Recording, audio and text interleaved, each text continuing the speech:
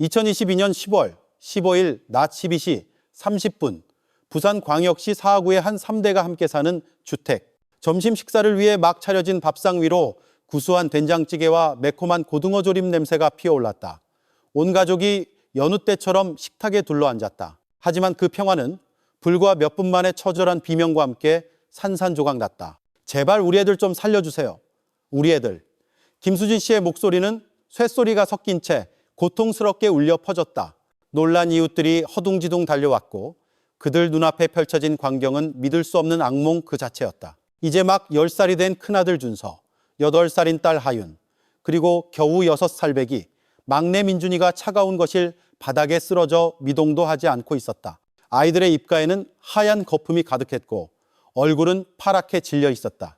바로 그 옆에는 동네에서 인자하기로 소문난 할아버지 박철미 씨 또한 경련을 일으키며 가쁘고 미약한 숨을 몰아쉬고 있었다. 먹다만 밥상은 아직 김이 모락모락 피어오르고 있었지만 구수하던 고등어 조림 냄새는 이제 죽음의 기운을 품은 듯 비릿하고 불길하게 느껴졌다. 울음소리, 서로를 부르는 소리, 골목을 울리는 다급한 발소리가 뒤섞였다. 한순간에 동네에서 모범적인 가정의 상징이었던 이 집은 끔찍한 비극의 현장으로 변해버렸다. 112와 119를 향한 긴급 전화가 쉴 새 없이 이어졌다. 사람들은 덜덜 떨면서 응급처치를 하면서도 이것이 단순한 식중독 사고인지 아니면 평범해 보였던 점심 식사 뒤에 아무도 상상하지 못했던 잔혹하고 어두운 음모가 숨어 있는 것인지 의문에 휩싸였다. 긴급 신고 후 불과 15분 좁은 골목 안으로 요란한 사이렌 소리가 울려 퍼졌다. 부산 사하경찰서와 부산경찰청 소속 수사팀이 신속하게 현장에 도착했다. 다급한 발걸음 소리, 무전기에서 흘러나오는 날카로운 소리. 울음소리로 아수라장이었던 현장은 이제 더욱 무겁고 숨막히는 긴장감에 휩싸였다. 현장을 직접 지휘하는 이는 강태욱 경정이었다. 그는 꼼꼼하고 날카로운 직감으로 유명한 베테랑 수사관이었다. 그는 차갑지만 집중력 있는 시선으로 집 안구석구석을 훑었다. 모든 사소한 디테일이 진실의 속삭임일 수 있기에 현장은 단 하나의 실수도 용납하지 않았다. 즉시 3층짜리 주택은 폴리스 라인으로 통제되었다. 호기심 많은 주민들이 골목에 모여들었지만 저지당했다. 녹색 제복을 입은 경찰관들만이 엄숙한 표정으로 집을 드나들었다. 작은 부엌에 있던 먹다 남은 밥상은 사건의 중심이 되었다. 수사관들은 조심스럽게 하나하나 증거를 수집했다. 음식물 샘플과 밥상에 남은 모든 반찬이 밀봉되었다. 그 중에서도 점심 식사의 메인 메뉴였던 고등어 조림 냄비는 특별한 주목을 받았다. 한때 군침 돌게 하던 냄새는 이제 마치 끔찍한 비밀을 숨기고 있는 것처럼 오싹한 느낌을 주었다. 주방의 양념통부터 미처 치우지 못한 쓰레기통, 식탁 위의 그릇과 수저 하나까지 무엇 하나 놓치지 않았다. 그리고 그때 싱크대 아래에서 모두를 멈칫하게 한 것이 발견되었다. 죽음의 그림자라는 무시무시한 상표가 붙은 쥐약병이었다. 외부 침입의 흔적은 전혀 없었다. 문이 강제로 열린 자국도, 집안이 흐트러진 모습도 없이 모든 것이 깔끔하게 정돈되어 있었다. 마치 이 비극이 가장 평범한 일상 속에서 일어난 것처럼 경찰관들은 수사를 진행하며 빠르게 의견을 나눴다. 외부 침입자라면 최소한의 흔적이라도 남았을 텐데 여긴 너무나 평온해. 초기 데이터를 바탕으로 자연스럽게 하나의 가설이 형성되었다. 이것은 안타까운 식중독 사고일 수 있다. 요리 과정에서 어른이 부주의하여 쥐약을 음식에 섞었거나 혹은 호기심 많은 세 아이 중 하나가 장난을 치다 비극을 초래했을 가능성도 있었다. 현장은 무언가 말하고 있었지만 그 목소리는 아직 희미했다. 모든 초기 단서는 단순하고 비극적인 사고를 가리키고 있었다. 하지만 강태욱 경정 같은 베테랑은 잘 알고 있었다. 현장은 언제나 겉모습으로 포장되어 있으며 때로는 지나치게 단순해 보이는 것이 가장 의심스러운 법이라는 것을. 구급차가 위태로운 생명들을 싣고 현장을 질주해 떠나자 긴장된 공기가 다시 작은 골목을 뒤덮었다. 그 속에서 젊은 엄마 김수진 씨는 더 이상 제대로 서 있을 정신조차 없어 보였다. 그녀는 계단에 주저앉아 덜덜 떨리는 손으로 얼굴을 감싼 채 흐느낌 속에서 같은 말만 되뇌었다. 우리 애들, 제발 우리 애들 좀 살려주세요. 제발. 병원에서 의료진이 사투를 벌이는 동안 경찰은 즉시 초기 진술 확보에 나섰지만 모든 노력은 허사로 돌아가는 듯했다. 젊은 엄마는 공황 상태에 빠져 멍한 눈빛으로 정신이 마비된 상태였다. 수사관의 질문은 그녀의 끊어질 듯한 처절한 울음소리에 묻힐 뿐이었다. 그 순간 수진 씨에게 세상은 완전히 무너져 내렸다. 남편 박지훈 씨는 당시 서울로 출장 중이었다. 비보를 듣자마자 그는 모든 일을 중단하고 그날 밤 바로 부산으로 향했다. 하지만 그가 도착했을 때 눈앞에는 비극적인 소식만이 연이어 기다리고 있었다. 새 아이는 끝내 숨을 거두었고 아버지는 중환자실에서 사경을 헤매고 있었으며 아내는 완전히 실신 상태였다. 지훈 씨는 그 자리에 주저앉아 소리조차 내지 못할 정도로 오열했다. 불과 몇 시간 만에 그의 가정은 뿌리째 흔들리고 말았다. 이 비극 속에서 무언가 말해줄 수 있는 유일한 증인은 단 한 명뿐이었다. 할아버지 박철민 씨. 의사들의 신속한 응급처치와 위세척 덕분에 그는 가까스로 위기를 넘겼다. 몸은 쇠약하고 손주들을 잃은 슬픔에 정신은 피폐해졌지만 그는 운명의 그날 점심에 일어났던 일을 힘겹게 이야기하기 시작했다. 그의 목소리는 떨렸고 두 눈은 눈물로 흐려져 있었다. 그날 점심 며느리는 평소처럼 밥을 차렸지. 나는 거실에서 TV를 보고 있었고 식사 시간이 되어 고등어 조림을 한 입 먹었는데 맛이 좀 이상했어. 톡 쏘는 듯한. 하지만 새 양념을 잘못 샀나 보다 하고 대수롭지 않게 여겼지. 몇 숟갈 뜨지도 않았는데 아이들이 갑자기 배가 아프다며 바닥에 쓰러졌어. 내가 너무 놀라 어쩔 줄 모르고 있는데 갑자기 눈앞이 핑 돌면서 나도 정신을 잃었네. 그의 말은 중간중간 끊겼지만 경찰이 현장에서 파악한 상황과 정확히 일치했다. 박 씨의 진술은 퍼즐의 첫 조각처럼 딱 들어맞았다. 고등어 조림의 이상한 맛, 거의 동시에 발생한 중독 증상, 그리고 그가 마지막으로 의식을 잃었다는 점까지. 수사기관은 초기 판단에서 박 씨의 진술이 논리적이고 합리적이라고 보았다. 이는 부주의나 실수로 인해 발생한 비극적인 주방사고라는 가설에 더욱 힘을 실어주었다. 그 순간에는 모든 정황이 하나의 잠정적인 결론으로 기우는 듯했다. 요리 중에 작은 실수가 순진한 새 아이의 목숨을 앗아갔고 남은 이들에게는 끝없는 고통을 안겨주었다는 것. 사건은 이대로 종결될 것처럼 보였다. 하지만 모든 것이 정말 그렇게 간단했을까? 비극이 발생한 지 이틀 후 슬픔이 여전히 골목을 뒤덮고 있을 때 한 장의 감정 결과서가 수사팀 사무실로 도착했다. 냉정하고 건조한 글자들이 인쇄된 종이였지만 그 위에 적힌 문장 하나하나는 막 종결될 뻔했던 사건의 심장을 후벼 파는 비수와도 같았다. 강태욱 경정은 감정서를 손에 들고 미간을 찌푸렸다. 그는 눈앞의 결과를 믿을 수 없다는 듯 몇 번이고 되풀이해서 읽었다. 4명의 피해자, 즉 새아이와 할아버지 모두에게서 죽음의 그림자라는 쥐약에 포함된 동일한 종류의 맹독성 화학물질이 검출되었다. 하지만 수사팀 전체를 경악하게 만든 것은 바로 다음 대목이었다. 새아이의 체내 독극물 농도는 치사량을 훨씬 초과했을 뿐만 아니라 매우 균일하게 분포되어 있었다. 이는 독극물이 우연히 쏟아져 섞인 것이 아니라 의도적으로 음식에 녹여 골고루 섞였다는 것을 의미했다. 반대로 할아버지 박 씨의 몸에서 검출된 독극물 농도는 그를 경련과 실신 상태에 이르게 할 정도였지만 치명적인 수준은 아니었다. 강 경정은 고개를 들었다. 그의 눈빛은 얼음장처럼 차가웠다. 만약 사고였다면 독이 이렇게까지 균일하게 섞일 수 없어. 더군다나 한 명은 소량에 감염되고 새 아이만 완벽하게 치사량에 중독될 수는 없는 일이야. 주변의 수사관들은 모두 침묵했다. 모두가 새로운 문이 열렸으며 그것이 완전히 다른 진실로 이어진다는 것을 직감했다. 초기 가설이 단순한 요리 중 실수였다면 이 감정 결과는 그 모든 것을 파괴했다. 비극적인 점심 식사 현장은 더 이상 우발적인 사고가 아니라 정교하게 연출된 한 편의 연극일 가능성이 매우 높아졌다. 범인, 그 집안의 누군가가 치밀하게 계산하여 새 아이를 죽이기에 충분하면서도 어른은 살아남을 수 있도록 정확한 양의 독을 음식에 넣은 것이다. 소름 끼치도록 냉정한 계획이었다. 강 경정은 나지막이 한숨을 내쉬며 났지만 단호한 목소리로 말했다. 이건 더 이상 우발적인 중독 사건이 아니다. 이건 살인 사건이야. 범인은 우리 모두의 눈을 속이기 위해 의도적으로 거짓 현장을 만들어냈다. 그 순간 수사팀 사무실의 공기는 서류 위를 스치는 펜 소리가 들릴 정도로 무겁게 가라앉았다. 사건은 과실치사에서 고의적 살인으로 공식 전환되었다. 그리고 바로 여기서부터 치열한 두뇌 싸움이 시작되었다.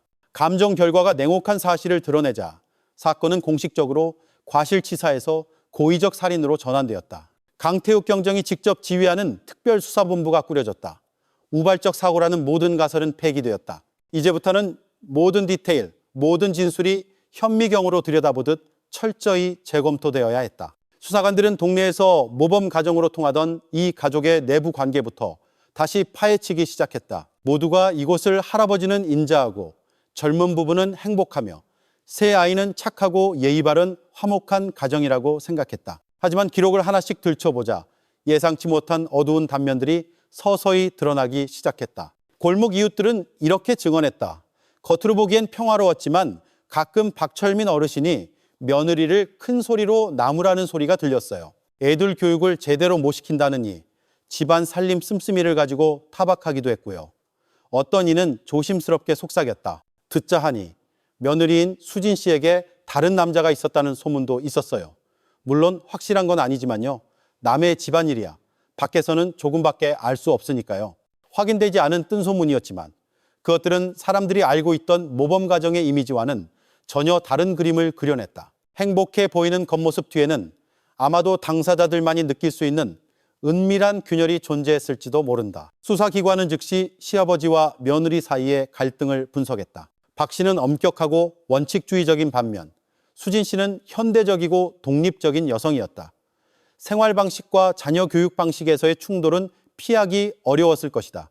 외도 의혹. 만약 소문이 사실이라면 이는 더 큰 비극의 도화선이 될 수 있었다. 그렇다면 누가 범인일 가능성이 가장 높을까? 완고한 노인인 박 씨가 분노를 이기지 못해 극단적인 행동을 했을까? 아니면 직접 점심을 차렸던 수진 씨가 불륜설 때문에 의심의 중심에 놓이게 된 것일까? 수사본부는 보고서에 명확히 기록했다. 수사 초점은 생존자인 김수진과 박철민 두 사람에게 집중한다. 두 사람 모두 음식에 접근할 수 있었고 각자 갈등의 소지가 있었으며 잠재적인 동기를 가지고 있었다. 모범 가정으로 보였던 곳에서 이제 모든 것이 의심의 고리가 되었다. 비밀, 소문, 그리고 가족관계의 균열이 서서히 수면 위로 떠오르고 있었다. 그리고 바로 이 지점에서 새 아이를 잃은 젊은 엄마 김수진 씨가 유력한 용의자로 급부상했다. 모든 서류와 증인 진술을 검토한 후 수사본부는 새 아이를 모두 잃은 젊은 엄마 김수진 씨를 공식 피의자 신분으로 소환하여 신문하기로 결정했다. 그날의 취조실은 무거운 침묵에 잠겨 있었다. 책상 위에는 감정 결과서와 증거물들이 놓여 있었다. 수사관은 부드러우면서도 날카로운 목소리로 입을 열었다. 김수진 씨, 감정 결과에 따르면 독극물이 음식에 매우 균일하게 섞여 있었습니다. 그날 직접 식사를 준비한 사람으로서 설명해 주실 수 있겠습니까? 맞은편에 앉은 여인의 몸이 가늘게 떨렸다. 며칠 밤을 새운 그녀의 눈은 붉게 충혈되어 있었다. 그녀는 고개를 저으며 쉰 목소리로 말했다. 제가 안 했어요. 저는 절대 제 아이들을 해치지 않아요. 제발 저를 믿어주세요. 하지만 동정심에도 불구하고 수사관들은 그녀에게 불리한 정황들을 놓칠 수 없었다. 그들은 특히 세간에 떠도는 그녀의 사생활에 대해 집요하게 질문했다. 그리고 마침내 남편 외에 다른 남성과 애정관계를 유지한 사실이 있습니까? 라는 핵심적인 질문 앞에서 김수진 씨는 순간 멈칫했다. 그녀의 시선은 흔들렸고 목소리는 더듬거렸다. 아니에요. 그건 그냥 친구 사이일 뿐이에요. 그 어색한 태도는 의심을 더욱 증폭시켰다. 이후 사이버 수사팀이 그녀의 휴대전화와 SNS를 분석했고 그 결과는 수사팀 전체를 경악하게 했다. 낯선 번호와 주고받은 수많은 애정 섞인 메시지와 통화 기록. 그 속의 대화는 평범한 친구 관계를 넘어선 친밀한 관계를 노골적으로 드러내고 있었다. 그 데이터는 즉시 취조실 책상 위에 올려졌다. 이번에는 강태욱 경정의 시선이 칼날처럼 날카로웠다. 김수진 씨 이 관계를 보면 동기가 명확해집니다. 당신은 이 가정과 책임에서 벗어나 자유롭게 애인을 만나고 싶었던 겁니다. 그것이 당신이 이런 짓을 저지른 이유입니까? 김수진 씨는 얼굴을 감싸쥔 채 통곡하며 고개를 저었다. 아니에요. 절대 아니에요. 저는 차라리 죽었으면 죽었지 제 아이들을 해치지 않아요. 하지만 노련한 수사관들의 눈의 눈물은 결코 무죄의 증거가 될 수 없었다. 모든 단서가 그녀를 향하고 있었다.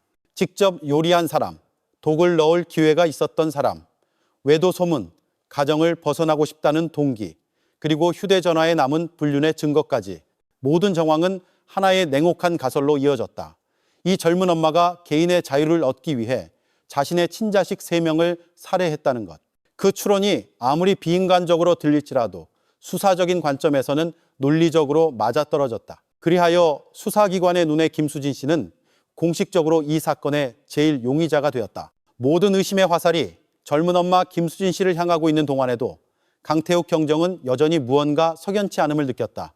20년 넘게 형사로 일해온 그는 사건이 지나치게 명확해 보일수록 오히려 더 의심스럽다는 것을 잘 알고 있었다. 그를 가장 고심하게 만든 것은 바로 싱크대 밑에서 발견된 죽음의 그림자 쥐약병이었다. 그것은 마치 범인이 남긴 메시지처럼 너무나 의도적으로 그 자리에 놓여 있는 듯했다. 강경정은 추리의 흐름을 거슬러 작지만 사건 전체를 뒤집을 수 있는 이 단서, 즉 쥐약병의 출처부터 다시 파고들기로 결정했다. 수사관들은 해당 지역의 모든 잡화점과 철물점을 샅샅이 뒤지라는 명령을 받았다. 가족 구성원들의 사진을 들고 탐문했으며 판매 기록 하나하나를 확인했다.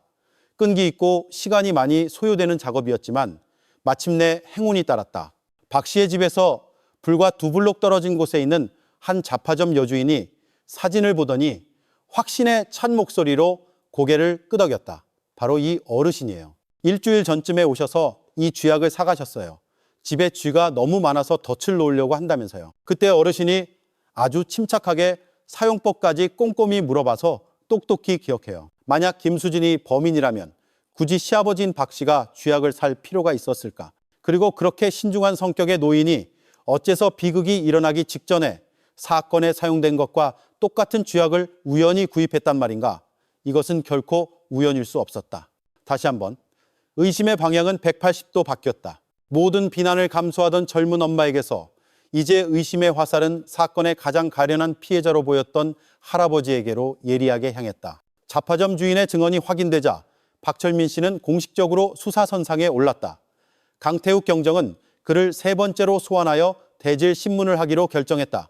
그날 오후 경찰서 취조실은 노란 조명 아래 잠겨 있었고 나무 책상 위를 톡톡 두드리는 펜소리가 들릴 정도로 고요했다. 문이 열리고 박 씨가 지치고 무거운 어깨를 한 채 들어섰다. 그의 얼굴에는 손주를 잃은 깊은 슬픔이 새겨져 있었지만 눈빛 어딘가에는 여전히 은밀한 경계심이 서려 있었다. 강경정은 차분한 목소리로 그를 맞았다. 어르신, 먼저 깊은 위로의 말씀을 드립니다. 하지만 저희가 명확히 해야 할 몇 가지 사항이 있습니다. 박 씨는 한숨을 쉬며 고개를 끄덕였다. 물어보시오. 난 더 이상 숨길 것도 없소. 수사관은 천천히 서류처를 열더니 불씨의 질문을 던졌다. 어르신, 지난주에 그 잡화점에서 사신 쥐약 다 사용하셨습니까? 순간 박 씨의 얼굴이 굳어졌다. 눈깜빡임이 부자연스러울 정도로 길었고 손이 미세하게 떨렸다. 하지만 그는 애써 평정을 되찾으며 갈라진 목소리로 말했다. 나는 그런 거 산 적 없어. 형사님들이 뭔가 착각한 게요. 방 안의 공기가 갑자기 무겁게 가라앉았다. 강경정은 태연하게 가게 CCTV에서 추출한 사진 한 장을 꺼내 보였다. 사진 속에는 박 씨가 계산대 앞에서 쥐약병을 손에 들고 있는 모습이 선명하게 찍혀 있었다. 이분 어르신 맞으시죠? 강경정은 칼날 같은 눈빛으로 물었다. 박 씨의 이마에 식은땀이 맺혔다. 그는 입술만 달싹일 뿐 아무 말도 하지 못했다. 수사관은 기회를 놓치지 않고 계속해서 압박했다. 어르신, 감정 결과에 따르면 어르신 몸에 있던 독극물의 양은 가벼운 중독을 일으킬 정도에 불과했습니다. 반면 세 손주는 살아날 가망이 없을 정도로 심각한 중독 상태였고요. 과거 군인이셨던 어르신께서는 각 용량의 차이가 무엇을 의미하는지 잘 아실 텐데요. 그렇죠? 그 질문은 팽팽한 침묵 속으로 떨어졌다. 박 씨는 몸을 떨기 시작했고 땀이 옷깃을 적셨다. 비통에 잠긴 할아버지의 이미지가 산산이 부서지기 시작했다. 그의 손은 무의식적으로 주먹을 꽉 쥐었다 풀기를 반복했고 눈빛은 흔들렸지만 여전히 완강하게 혐의를 부인했다. 강경정은 전략을 바꿨다. 목소리를 높이는 대신 낮고 부드럽지만 묵직한 힘을 실어 말했다. 어르신, 평범한 사람은 실수할 수 있습니다.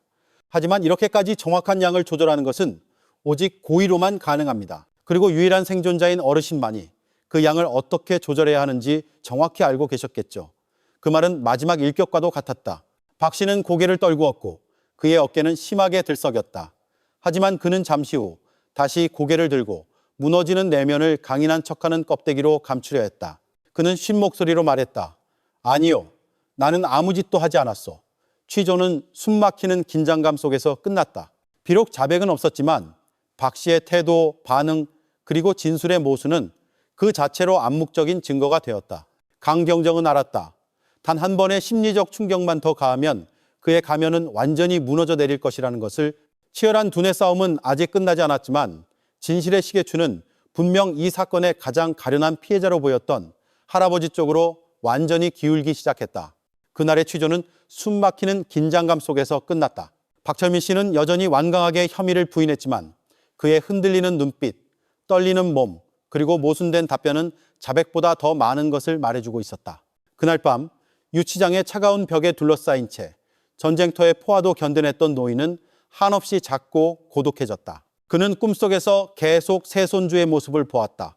눈을 동그랗게 뜬 채 할아버지 살려주세요 라고 외치는 목소리가 머릿속을 맴돌았다. 그 울음과 비명은 끔찍한 악몽이 되어 그를 괴롭혔고 그는 한밤중에 비 오듯 땀을 흘리며 벌떡 일어났다. 교도관의 말에 따르면 박 씨는 그날 밤 한숨도 자지 못했다. 그는 초조하게 방안을 서성이며 알아들을 수 없는 말을 중얼거리다가 소리를 지르기도 하고 돌처럼 굳어 침묵하기도 했다. 황혼기에 접어든 한 남자가 자신이 만든 죄의 망령 앞에서 무너져 내리고 있었다.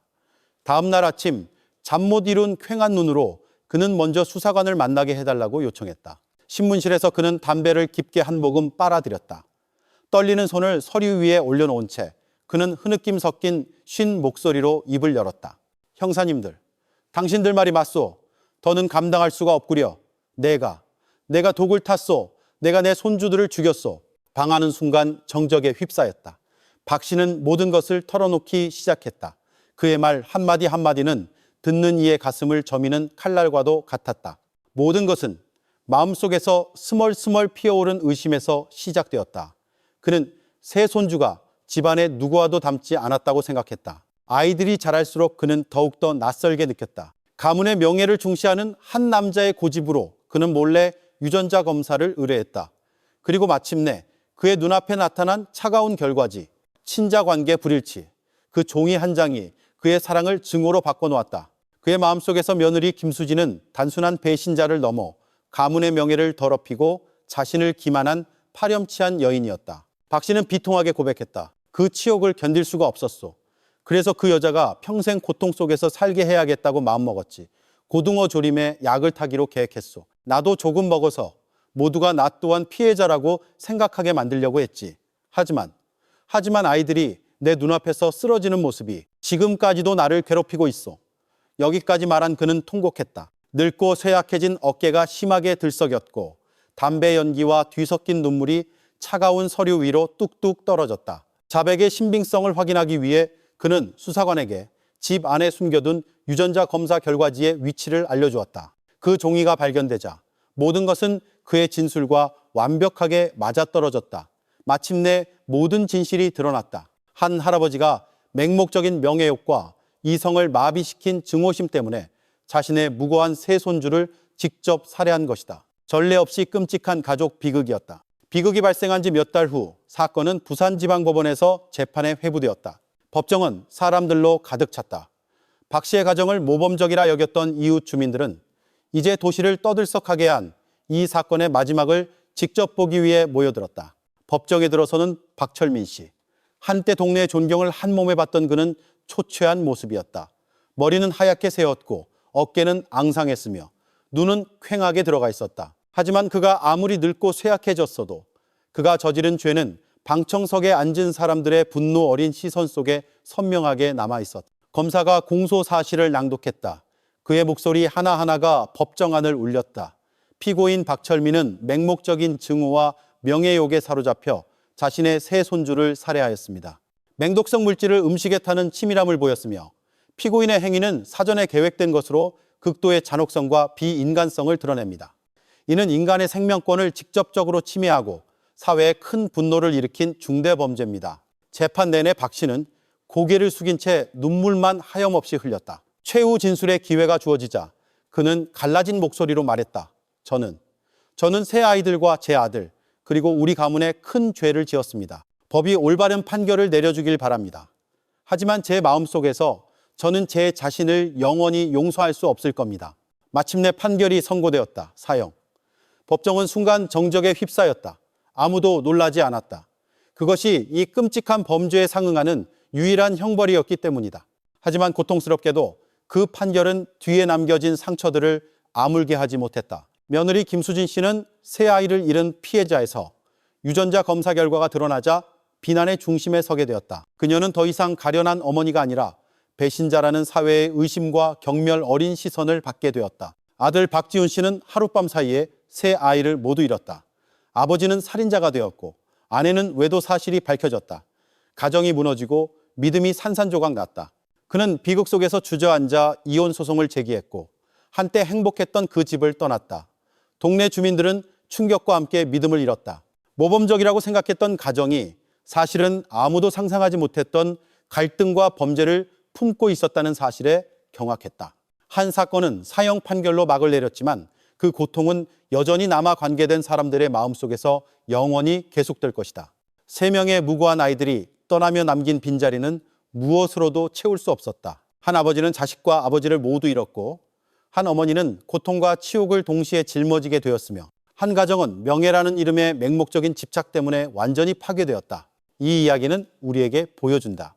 인간이 사랑과 이해 대신 증오와 극단적인 생각에 지배당할 때 가장 평화로워야 할 가정은 지옥으로 변할 수 있다는 것을, 명예는 중요할 수 있지만 결코 무고한 사람들의 생명과 행복 위에 놓여서는 안 된다. 이것은 단순한 사건 기록이 아니라 우리 모두에게 보내는 경종이다. 서로를 이해하고 용서하며 이성적으로 갈등을 해결하는 법을 배워야 한다. 단 한순간의 잘못된 선택으로 치러야 할 대가는 평생의 후회일 수 있기 때문이다.